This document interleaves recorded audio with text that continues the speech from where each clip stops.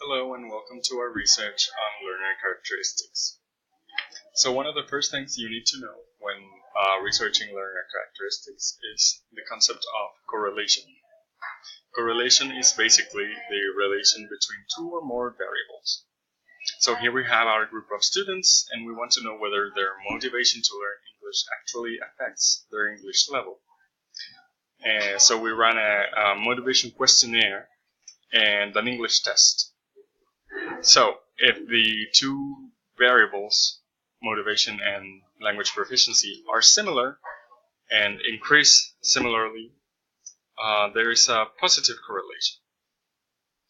However, if they are the opposite, for example, one gets higher when the other one tends to get lower, there is a negative correlation.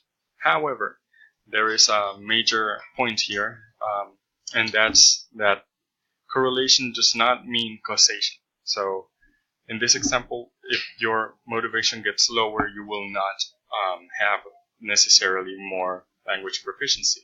It's just something that tends to happen. So here we have another example.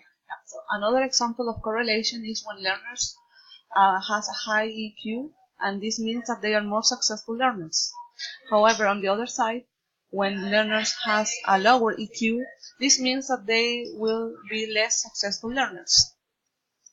However, EQ doesn't dictate language proficiency. Social and educational settings.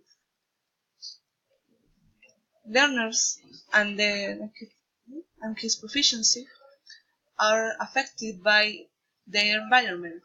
For example, their house, their home, their family, the school, and the relationships they have with friends or the teacher, and also their friends and the people that surrounds him or her.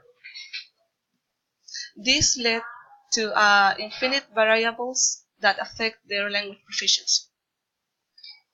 Thank you very much, and I hope you enjoy.